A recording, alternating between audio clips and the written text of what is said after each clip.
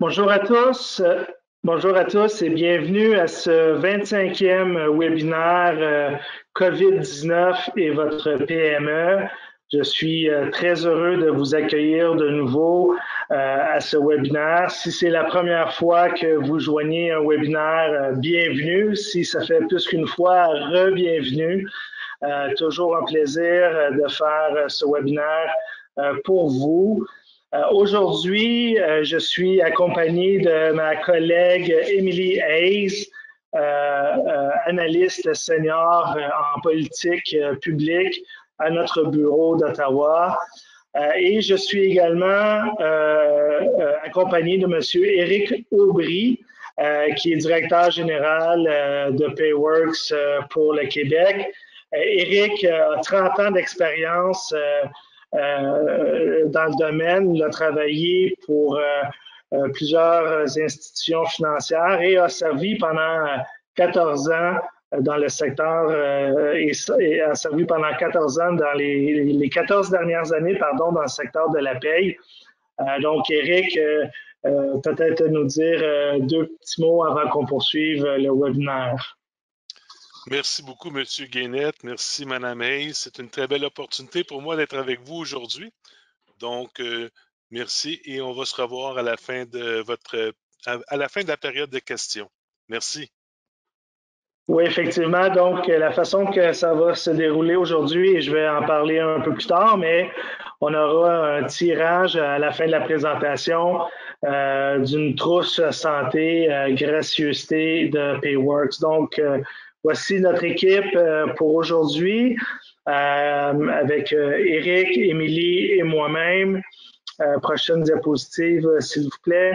Je vous rappelle notre engagement, évidemment, c'est que on veut s'assurer d'avoir toute l'information à jour le plus possible pour vous, que ce soit lorsqu'on fait nos webinaires comme aujourd'hui ou avec l'information qui se trouve sur notre site web.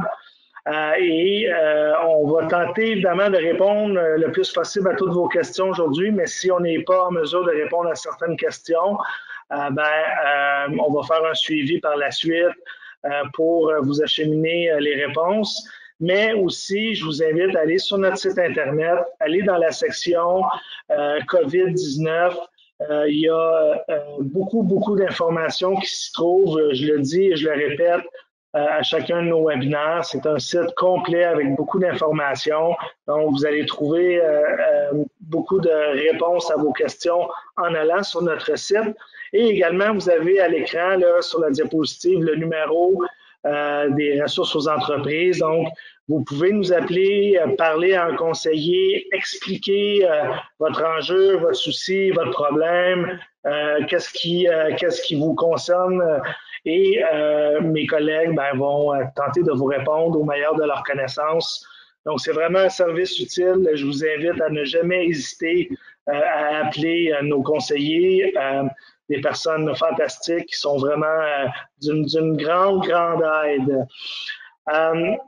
Prochaine diapositive, s'il vous plaît. Évidemment, je vous rappelle, puis là, on le dit à chaque webinaire, gardez un registre des informations importantes qui concernent votre entreprise dans le contexte de la COVID-19. Donc, si vous parlez avec quelqu'un de l'Agence du revenu du Canada, si vous parlez avec quelqu'un en lien avec votre application pour le compte d'urgence pour les entreprises canadiennes, ou à BDC et EDC, quand vous avez des conversations sur les programmes avec des gens du gouvernement ou avec des gens des différentes agences, assurez-vous de garder un log de ces conversations-là, puis aussi assurez-vous de garder au fond plus d'informations sur les décisions que vous prenez. Donc, si jamais, par exemple, il y avait des audits ou s'il y avait des communications gouvernementales qui vous seraient acheminées et puis qu'on vous demandait de justifier certaines des décisions, je peux vous assurer qu'un log comme celui-là, ça sera très utile pour vous. Aujourd'hui, on va parler brièvement du tableau de bord de la santé des PME. Ensuite, ma collègue et moi, Émilie, on va présenter certains points du budget qui a été présenté déjà lundi. Ça va vite, mais c'était le premier budget depuis le début de la pandémie du gouvernement. Notre invité spécial, M. Éric Aubry, va nous faire une brève présentation un peu plus tard dans le webinaire. Puis, on va aussi s'assurer de répondre à vos questions le plus possible dans le contexte de la séance d'aujourd'hui. Donc, allons-y tout de suite dans le vif du sujet. En date de la semaine passée, je dirais, là, basé sur notre plus récent sondage, 56% des PME sont complètement ouvertes. Évidemment, c'est en recul par rapport aux données qu'on avait récoltées auparavant. Les mesures de confinement au Québec, en Ontario, dans d'autres provinces qui limitent les activités des PME expliquent le recul du nombre de PME complètement ouvertes. Nos équipes provinciales travaillent très fort avec les différents gouvernements pour s'assurer d'avoir des mesures qui permettent aux PME d'être le plus ouvertes le plus possible. Et nous, évidemment, avec ma collègue Émilie, ma collègue Corinne et toute notre équipe, on fait la même chose auprès du gouvernement fédéral. 40% des PME peuvent poursuivre présentement leur opération avec tout leur personnel. Et là où on voit où c'est vraiment difficile, c'est que seulement 29% des PME ont des revenus normaux pour ce temps-ci de l'année. Donc, c'est vraiment important de permettre aux PME de pouvoir générer davantage de revenus et de pouvoir aussi aider les PME avec tout ce qui concerne les liquidités, les paiements, ces choses-là, pour s'assurer qu'elles puissent passer à travers la crise, puis quand on aura terminé avec la pandémie, que la relance puisse se faire rapidement. Prochaine diapositive. Donc, on tombe vraiment là, dans le vif du sujet avec nos diapositives sur le budget fédéral. Donc, la première chose à mentionner, et ça c'est vraiment une bonne nouvelle, c'est que la subvention salariale et la subvention au loyer ont été prolongées jusqu'au 25 septembre et il y a peut-être une possibilité de prolonger aussi jusqu'à la fin du mois de novembre. Dans toutes nos rencontres pré-budgétaires qu'on a fait avec les élus et particulièrement avec les membres du gouvernement fédéral, c'était de leur dire de prolonger ces programmes-là tant et aussi longtemps, au fond, que les PME ne peuvent pas servir en personne leur clientèle, tant et aussi longtemps que les PME ne peuvent pas ouvrir la pleine mesure de leur ambition, si je puis dire, et que ça inclut, au fond, l'ouverture de nos frontières. Donc ces programmes-là soient offerts tant aussi longtemps qu'on ne retrouve pas la situation qu'on avait avant la pandémie. Et donc, on était très heureux de voir que le gouvernement a prolongé les programmes d'aide, la subvention d'urgence et la subvention au loyer jusqu'à la fin septembre, puis avec une possibilité de prolongation. Vous avez à l'écran, au fond, les différents taux pour les deux programmes. Les taux sont les mêmes, mais vous avez les différentes périodes pour les deux programmes. Je vous invite à aller sur notre site web, l'information est là et vous allez pouvoir, au fond, calculer là, selon votre base de revenus quelle subvention vous avez droit. Et bonne nouvelle également, la subvention compensatoire, donc celle qui s'ajoute à la subvention au loyer si votre entreprise est fermée en raison d'ordre du gouvernement, ça aussi, c'est prolongé jusqu'au 25 septembre. Donc, à ce niveau-là, ce sont de bonnes nouvelles et la FCI avait recommandé de prolonger les deux programmes et on est très heureux de voir que ça a été fait. Autre bonne nouvelle également, c'est la mise en place, donc c'est l'intention du gouvernement de mettre en place un nouveau programme, un programme qui s'appelle Programme d'embauche pour la relance économique du Canada. J'ai toujours l'impression que les acronymes sont plus faciles à retenir et sont plus faciles à dire en anglais qu'en français, mais ce sera un débat qu'on aura à une autre occasion. Mais donc, le programme d'embauche pour la relance économique du Canada, c'est également une demande de la FCI. On a fait beaucoup de rencontres et on a demandé au gouvernement de mettre en place un programme pour faciliter l'embauche de nouveaux travailleurs ou encore de faciliter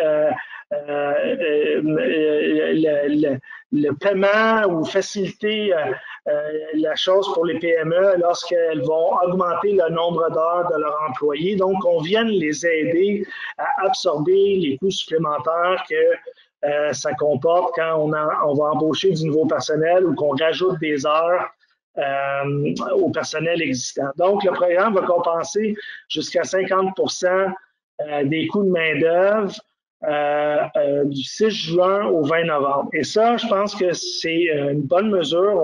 On applaudit cette mesure-là, notamment pour les entreprises qui ont été durement impactées puis qui, là, ils vont relancer leurs activités. Donc, que ce soit les entreprises dans le secteur de la restauration, l'hôtellerie, les gyms, les entreprises dans le secteur événementiel. Donc, un certain nombre d'entreprises qui vont vraiment pouvoir bénéficier de ce programme-là quand va venir le temps de réembaucher, embaucher, donner plus d'heures à leur personnel. Donc, il y a différents critères d'admissibilité.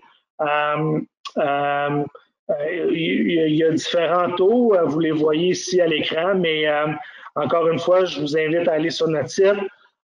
Vous allez trouver toute l'information, mais je pense que c'est un programme là, qui va être très intéressant, notamment dans toute la relance des PME, la relance de l'économie. Merci, Émilie. Donc, autre bonne nouvelle, le gouvernement a annoncé son intention de faire baisser les frais de traitement par carte de crédit pour les commerçants. Une demande que la FCI fait depuis de très nombreuses années. Comme vous le savez, on est très impliqué dans tout ce qui concerne les frais de transaction par carte de crédit. C'est grâce à la FCI s'il y a un code de conduite pour les cartes de crédit. Notre président, Dan Kelly, très impliqué sur différents comités. Donc, c'est vraiment un enjeu qui est important pour nous. Puis, l'objectif, c'est de réduire le coût des frais pour les commerçants. Vous le savez, là, la pandémie, ça fait exploser les frais de carte de crédit, les frais de transaction en ligne, les appels qu'on fait pour passer des commandes. Donc, c'est un coût pour les commerçants. Et donc, on va travailler avec le gouvernement pour s'assurer que son intention de faire baisser les frais, que ça ne demeure pas juste une intention, là, mais qu'on arrive avec quelque chose de concret dans ce dossier-là. Et l'autre chose que je vais mentionner avant de laisser la parole à ma collègue Émilie pour vous présenter quelques diapositives, c'est évidemment ce qu'on retrouve dans le budget pour aider les PME à investir. Donc, le budget a présenté, dans le budget, là, le gouvernement propose de permettre la passation en charge immédiate d'un montant maximal de 1,5 million de dollars en investissement admissible. Donc, qu'est-ce que ça veut dire dans le langage de tous les jours? Ça va permettre aux entreprises de déduire jusqu'à 1,5 million des investissements de biens amortissables. Ça va leur permettre de réduire leurs impôts. Et ce programme-là, au fond, va être en vigueur jusqu'au prochain budget de 2024, si je ne me trompe pas. Mais il y aura plus de détails, j'imagine, au fur et à mesure qu'on va prendre connaissance de tous les éléments du budget, mais une déduction de 1,5 million là, qui serait disponible jusqu'à 2024, ben, c'est vraiment une bonne nouvelle là, pour un très grand nombre de PME. Donc, je vais laisser la parole à ma collègue Émilie. Tu es sur sourdine, Émilie? C'est vrai, merci Jacqueline. Donc, pour les mauvaises nouvelles maintenant, c'est que malgré les demandes de la FCI, aucune des lacunes des programmes ont été corrigées. Donc, bien que les subventions de loyer salarial ont été prolongées, le gouvernement ne s'est pas encore adressé aux lacunes. Donc, notamment, les nouvelles entreprises ne peuvent toujours pas accéder à aucun des programmes gouvernementaux, malgré que le premier ministre a fait une promesse mai dernier qu'il allait faire en sorte que les nouvelles entreprises pourraient en accéder. Et aussi pour la subvention du loyer, nous continuons de pousser le gouvernement à y faire des changements. Et nous avons justement une pétition sur notre site web que vous pouvez aller signer. Donc, ça aiderait vraiment dans le lobbying pour montrer aux députés que ces changements-là, excuse-moi, sont importants. Et malheureusement, le gouvernement n'a aussi rien fait pour ce qui en concerne le fardeau de la dette des PME. Donc, c'est encore des grandes dettes que beaucoup de PME prennent. Donc, il n'y a pas eu de changement d'extension annoncé pour le compte d'urgence. Donc, nous continuons encore de demander au gouvernement de l'augmenter à 80 000 et que la portion de subvention sera montée à 50 %, ainsi que convertir une portion du prêt PCSPP pour les PME hautement affectés par la COVID en partie en subvention. Donc, nous continuons aussi de demander une prolongation du délai de remboursement pour ces prêts-là aussi. Encore pour les mauvaises nouvelles, nous surveillons toujours les nouvelles dépenses et les futures taxes de très près. Donc, le gouvernement a encore fait une promesse de ne pas introduire des nouvelles dépenses permanentes, mais ils ont quand même annoncé plusieurs nouveaux programmes dispendieux qui ne sont pas liés du tout à la COVID. Donc, nous craignons vraiment que, éventuellement, ces dettes et déficits-là qui ne s'arrêtent pas de s'augmenter vont devoir se faire payer éventuellement, et ceci sera fait en augmentant les taxes. Et le gouvernement a aussi rajouté des taxes sur les biens de luxe pour certaines voitures, des bateaux et des avions. Et ceci aurait peut-être un impact très négatif sur les PME qui vendent ces produits-là ou qui sont dans des secteurs liés comme des marinas, par exemple. Donc, encore pas de changement sur les hausses prévues pour les cotisations du RPSC et les taxes sur l'alcool et le carbone continuent à augmenter. Et des autres nouvelles intéressantes qu'on a vues dans le budget qui pourraient vous toucher, c'est pour le secteur du tourisme qui a été très touché par le COVID. Il va y avoir des fonds de plus qui ont été annoncés pour du support. Il y a eu aussi des investissements dans l'embauche et la formation. Donc, nous avons beaucoup encouragé le gouvernement à faire ceci dans notre lobbying. Donc, certains de ces programmes pourraient être intéressants pour votre entreprise. Ça inclut des programmes pour les apprentis et des programmes pour embaucher des jeunes et des étudiants. Donc, par exemple, le programme d'apprenti versera jusqu'à 500 000 pour toutes les possibilités d'apprentissage de première année. Donc, 10 000 pour les apprentis de groupes sous-représentés, comme les femmes, ceux qui ont les femmes, il y a ceux qui sont aussi des personnes de minorités visibles aussi. Et finalement, pour les autres mesures intéressantes qu'on voulait vous en parler un peu, c'est pour ceux qui embauchent des travailleurs étrangers temporaires, le gouvernement va prolonger le support offert pour payer pour la quarantaine obligatoire pour ceux-ci, ce qui est quelque chose de positif. Et une autre chose que le gouvernement a aussi lancé, c'est un programme d'adoption numérique. Donc, depuis le début de la pandémie, on a trouvé dans notre recherche que plus de 150 000 PME ont fait un virage numérique pour pouvoir faire du commerce en ligne à cause que c'est très difficile de pouvoir ouvrir et faire du commerce face à face.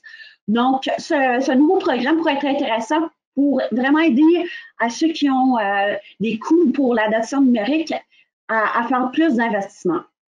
Donc, maintenant, je repasse la parole à Jasmin. Merci, Émilie. Merci beaucoup. D'autres informations à vous transmettre suite au dépôt du budget fédéral de lundi de cette semaine. Je le répète, le premier budget depuis le début de la pandémie. Donc, le gouvernement a l'intention d'augmenter les prestations de maladie de l'assurance emploi de les faire passer de 15 à 26 semaines à partir de l'été 2022. Donc, on sait, là, les taxes sur la masse salariale, là, comme l'assurance emploi, comme le régime de pension du Canada, ou le régime des rentes du Québec, ce sont des systèmes qui sont très importants pour les propriétaires de PME. On sait que ça a un impact sur les finances de l'entreprise, sur la capacité d'embaucher.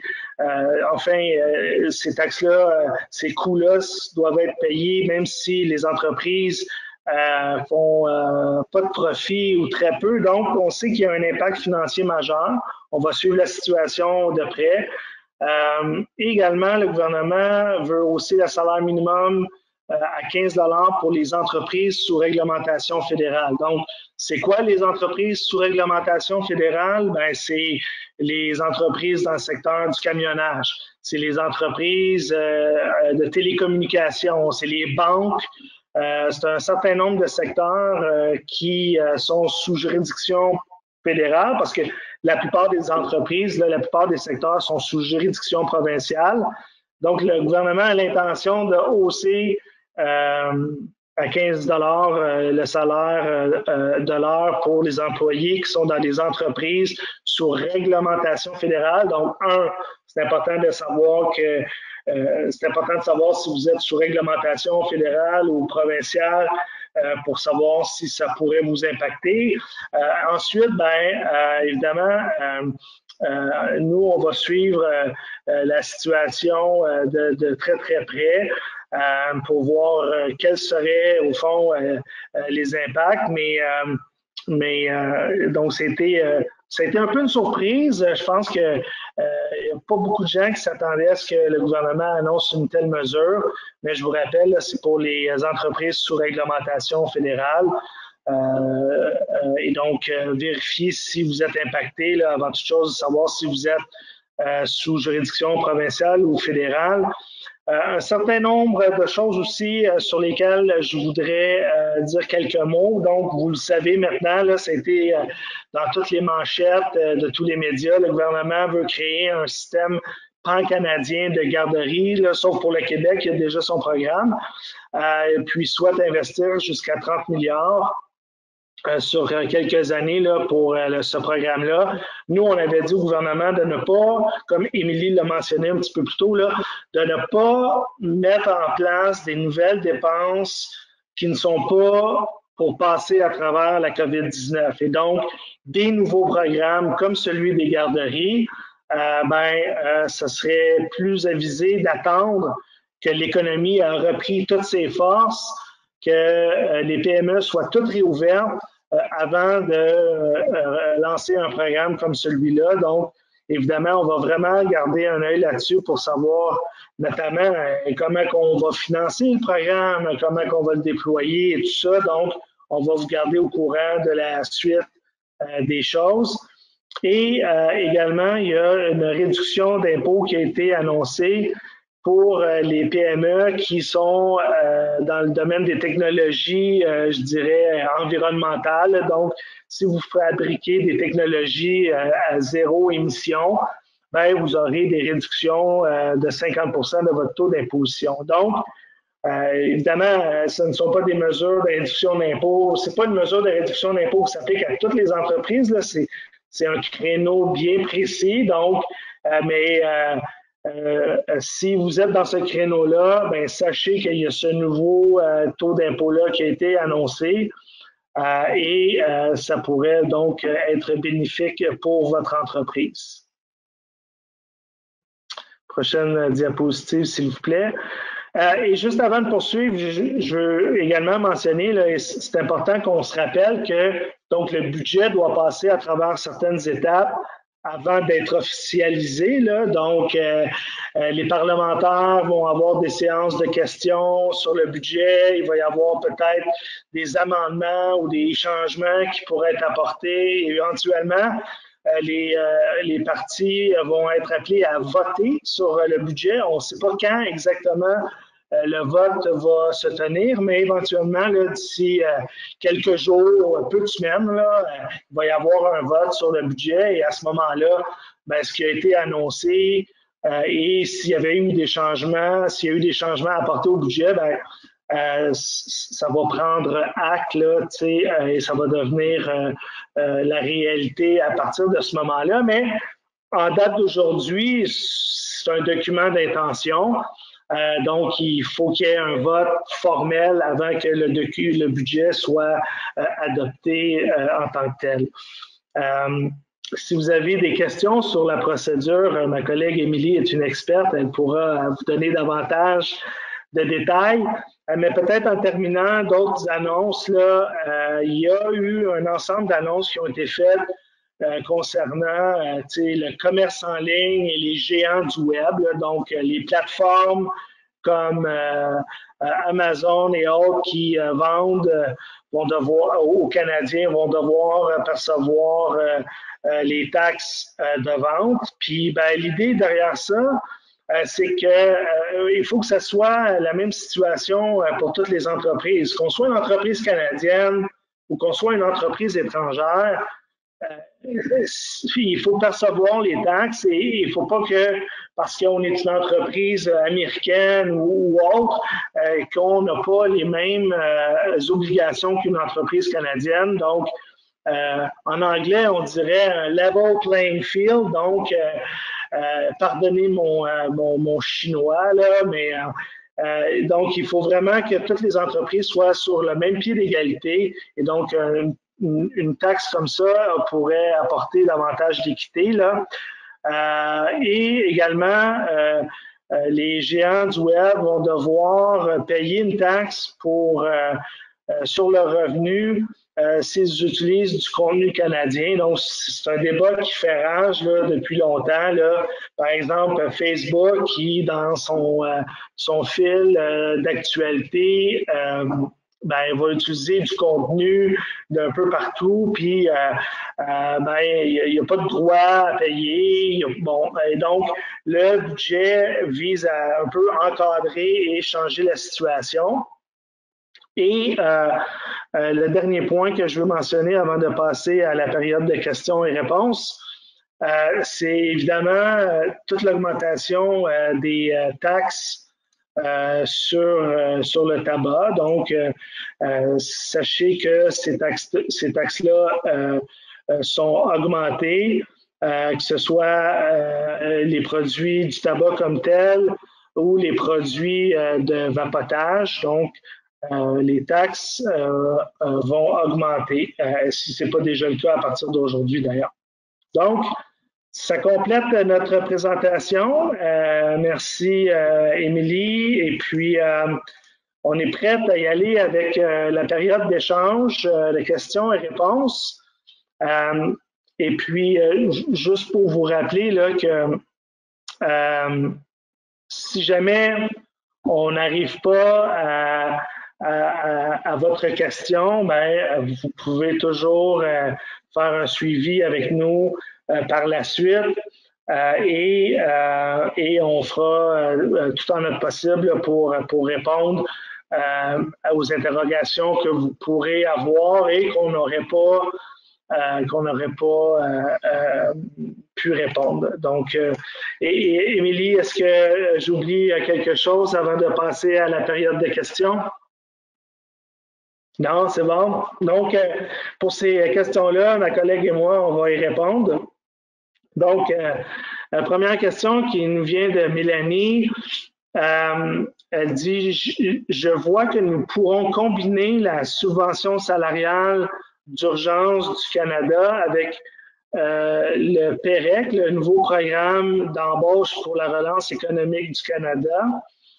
Est-ce que nous pouvons faire une demande de subvention salariale en excluant les employés admissibles au programme d'embauche pour la relance économique du Canada. Donc, Émilie, est-ce que tu veux répondre en partie à cette question-là? Sinon, je peux peut-être commencer avec un début de réponse. Donc, la courte réponse, c'est qu'à ce moment-ci, je ne le sais pas. Il y a un certain nombre de détails qui, je crois, vont arriver au fur et à mesure que le programme va être designé. Puis ça me permet de faire un commentaire. Donc, rappelez-vous, là, au début de la crise, on est arrivé avec la subvention salariale. Puis là, ben, tout le monde avait des questions là-dessus, mais ça a pris quand même un certain temps avant que les détails soient connus. Même chose pour la première subvention au loyer. Vous vous rappelez, on devait passer par le propriétaire. Le programme a été changé. Après ça, l'argent a été envoyé directement au locataire. Mais dans les deux cas, le programme, au début, avait été annoncé, puis on avait attendu un certain nombre de semaines avant d'avoir tous les détails. Donc, malheureusement, dans le cas de ce programme-là aussi, j'ai l'impression qu'on va devoir attendre quelques semaines avant d'avoir tous les détails, là, tu sais, le fine print, d'avoir tous les petits caractères qui font en sorte là, que les critères sont bien connus. Donc, Mélanie, je suis désolé de ne pas pouvoir répondre adéquatement aujourd'hui à votre question, mais on va certainement mettre l'information sur notre site, puis on va communiquer ça à nos membres, à vous tous, dès que ça sera connu. Je ne sais pas, Émilie, est-ce qu'il y a des éléments que tu veux rajouter dans ma réponse? Non, c'est une situation où malheureusement, je pense que même pas le gouvernement sait exactement toutes les réponses aux questions. Donc, dans les prochaines semaines, nous allons nous rencontrer avec ceux qui sont vraiment responsables pour ces nouveaux programmes. Puis, on va certainement faire communiquer les détails sur notre site web, puis avec nos ressources aux entreprises. Tout à fait. Et puis, ça m'amène à faire un autre commentaire. Je pense que c'est important d'être en communication étroite et régulière avec les gens au sein de votre entreprise qui traitent de la paye. Puis, si vous avez si vous avez ce traitement de la paye-là qui est fait à l'externe, des choses comme ça, assurez-vous là d'avoir des communications régulières avec des tierces parties qui pourraient traiter vos payes et vous aider dans ce genre de demande-là. Je vous rappelle que vous pouvez contacter la FCI à tout moment puis poser des questions plus techniques. On va évidemment être là pour vous aider.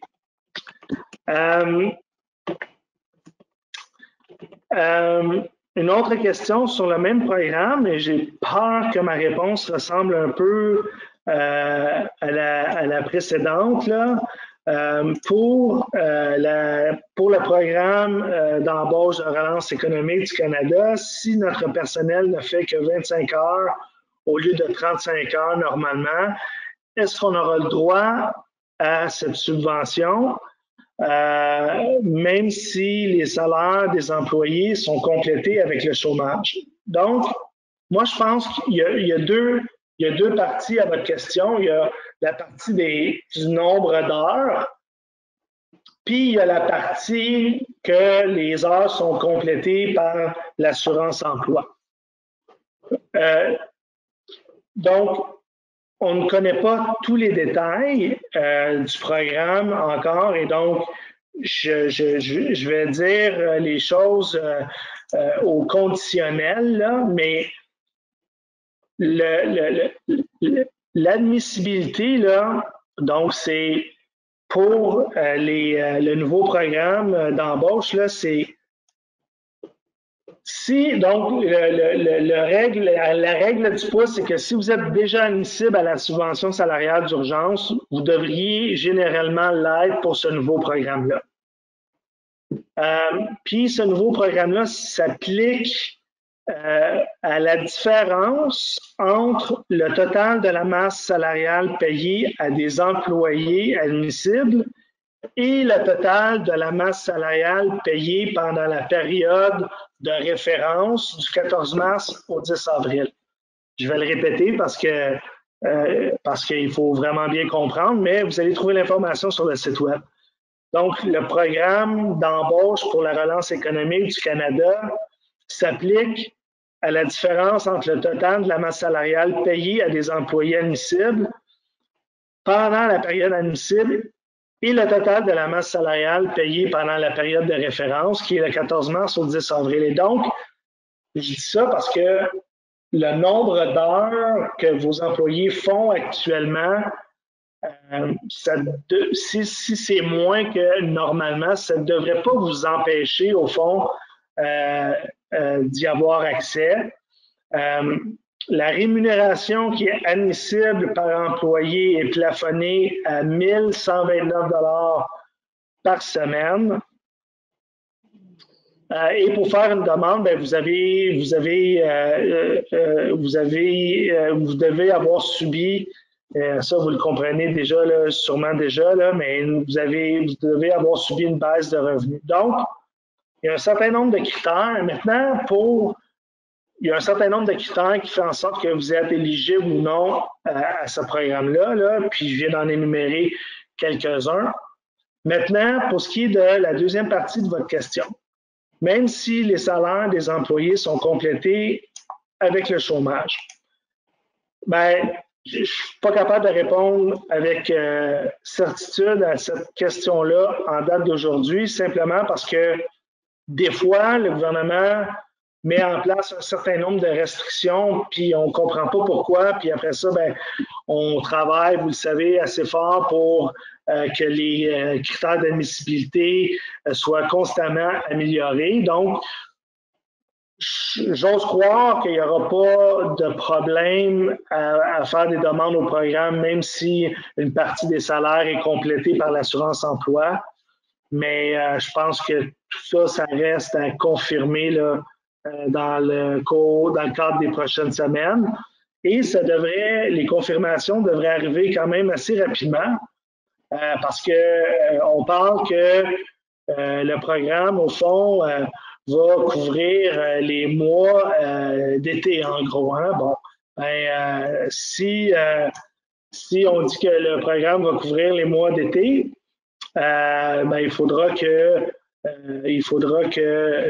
les détails soient connus assez rapidement. Là, je vous rappelle, j'ai retrouvé la date si exacte, mais le programme va compenser 50% des coûts supplémentaires de main-d'œuvre du 6 juin au 20 novembre. Donc, les détails devraient arriver assez rapidement. Là. Et je veux juste rajouter, le but de la subvention, c'est d'encourager l'augmentation des heures et l'augmentation du salaire ou l'embauche de nouveaux employés. Comme si la date de comparaison, c'est avant, il faisait 15 heures par semaine, puis durant l'été, ça monte à 25 heures par semaine. Ça serait la différence entre le 15 et le 25 heures que la subvention couvrait. Donc, c'est comme ça un peu que ça marche. Évidemment, on va avoir plus d'informations dans les prochaines semaines, comme Jasmin a dit, mais le but vraiment de la subvention, c'est de couvrir le extra que vous allez dépasser en salaire pour les nouveaux employés que vous allez embaucher une fois que l'économie reprenne un peu. Très, très bonne précision. Merci beaucoup, Émilie.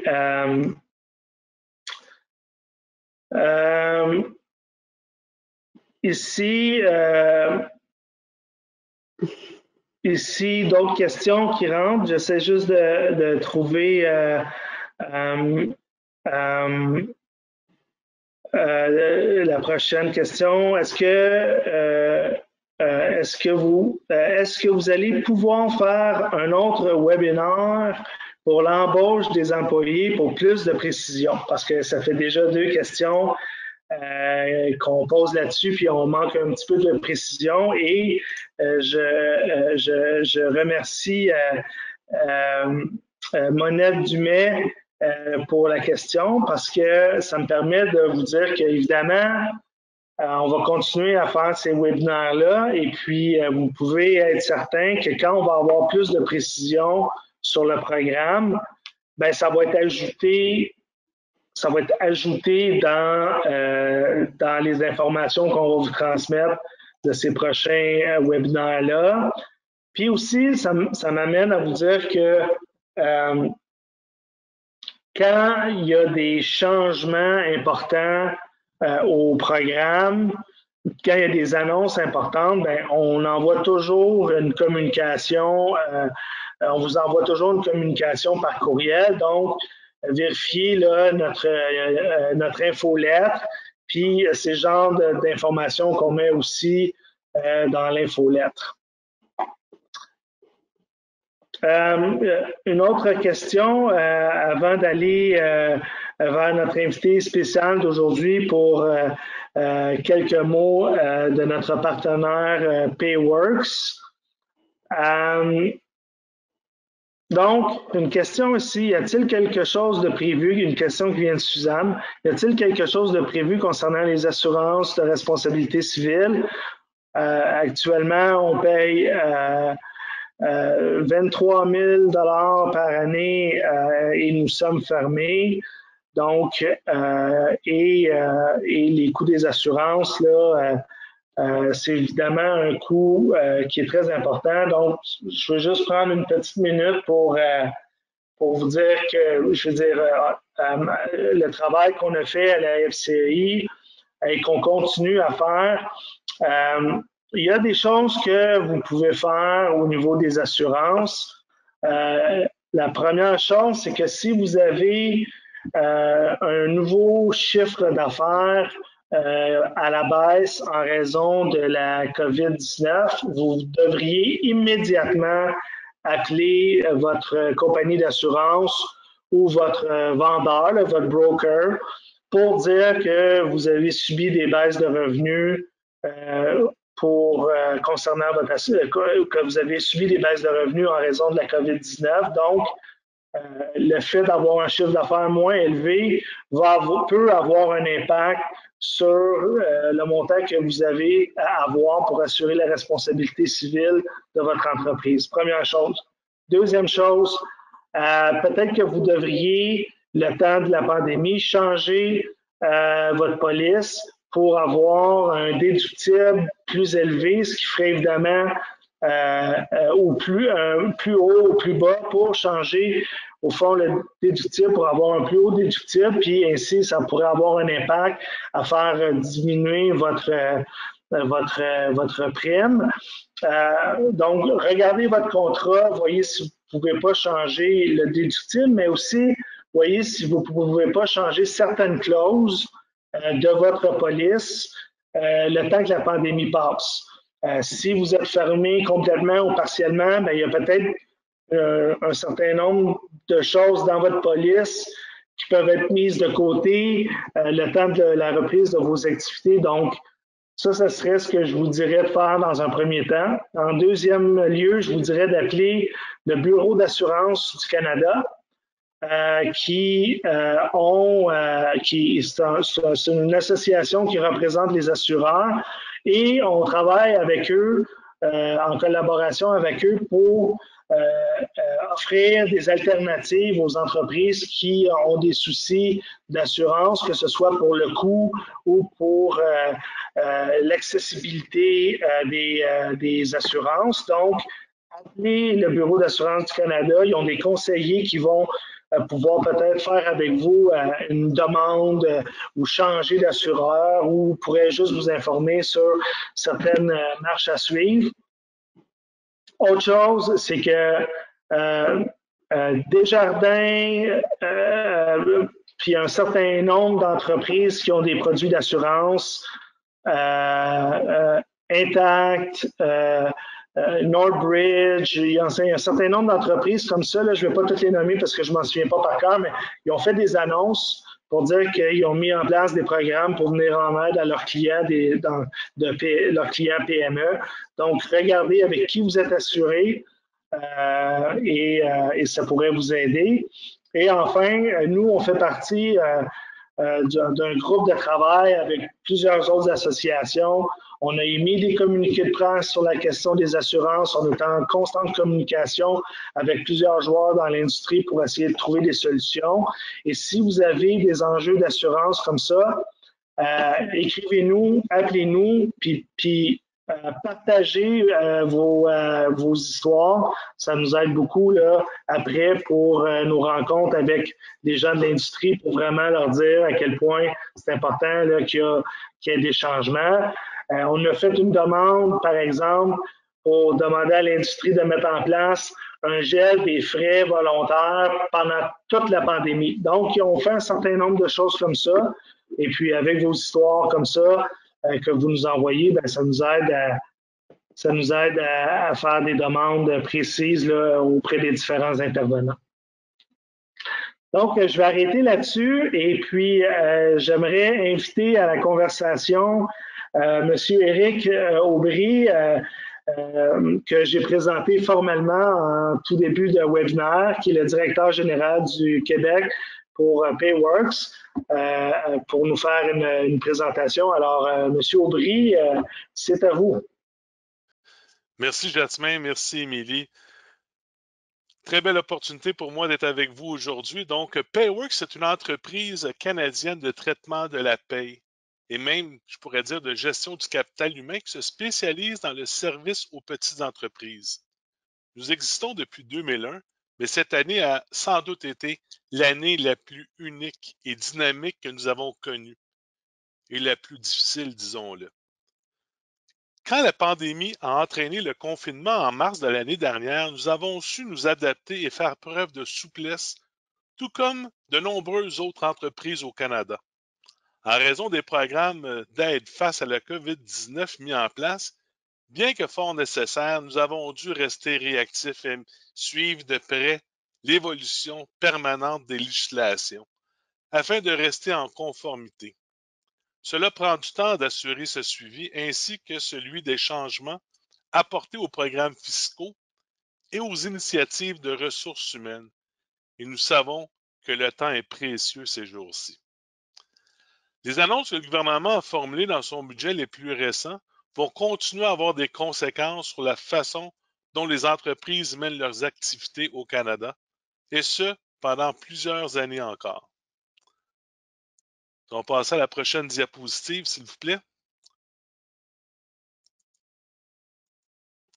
Payworks continuera d'offrir un service personnalisé. Chacun de nos clients a une personne ressource dédiée à son compte, des ressources législatives et un soutien inégalé tout au long de la pandémie et dans les mois, voire les années qui suivront, lors desquels nous reconstruirons l'économie de nos petites entreprises. Nous valorisons la confiance que les clients placent en nous pour bien gérer leurs affaires et nous espérons pouvoir travailler davantage d'entreprises au fur et à mesure que nous reconstruisons notre économie plus forte. Lorsque la législation fédérale et provinciale change, une bonne solution de traitement de paie vous signalera les taux qui doivent être ajustés pour vos employés en fonction de leur territoire, de leur province.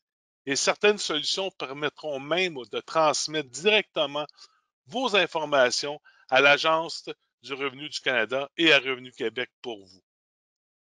Au début de la pandémie, Payworks a créé un guide complet sur la législation et les mesures d'allègement gouvernemental relatives à la COVID-19 qui peut être téléchargé par nos clients et même le grand public. Nous avons mis ce guide à jour régulièrement tout au long de l'année dernière afin qu'il représente toutes les législations actuelles. Nous allons encore le faire avec les changements législatifs qui auront lieu. N'hésitez pas à vous rendre sur notre site à infopayworks.ca pour télécharger la version la plus récente de notre guide sur la législation relative à la COVID-19. Merci beaucoup. Nous savons qu'il est important de trouver des moments de tranquillité dans cette période anxiogène. Les propriétaires de petites entreprises et les entrepreneurs travaillent d'arrache-pied et se démènent au quotidien pour que leurs rêves deviennent réalité.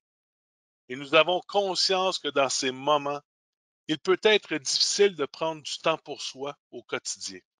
Nous allons donc permettre à certains d'entre vous de gagner 3 trousses de bien-être afin de vous aider à prendre du temps pour vous au cours des prochaines semaines. Je vous remercie pour votre attention. Maintenant, la FCI va procéder au tirage au sort et nous enverrons des trousses de bien-être aux gagnants dans les prochaines semaines. Les gagnants sont M. Daniel Laforêt, Mme Monique Fortin et finalement M. Jean-François Carrier. Je vous remercie beaucoup de votre attention aujourd'hui. Merci à Jasmin ainsi qu'à Émilie pour votre collaboration aujourd'hui. Ça fait un très grand plaisir pour moi au nom de Payworks. Merci. Merci beaucoup, Éric.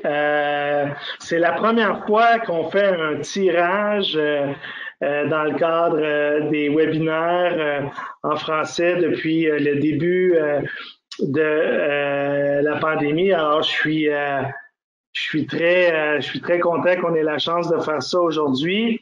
La seule chose qui manquait au fond à ton annonce, Éric, c'était comme un coup de batterie là, pour annoncer les gagnants, mais peut-être que la prochaine fois, on aura un petit tambour, puis on pourra faire le coup de batterie. Moi, je tiens à remercier Payworks pour nous accompagner dans ce webinaire-là. Je tiens à remercier également puis à souligner l'excellent travail que vous faites avec tous nos membres qui utilisent vos services. Vous êtes un partenaire exceptionnel, puis on est vraiment content de vous avoir comme partenaire et comme invité aujourd'hui avec nous. C'est fantastique. Merci beaucoup.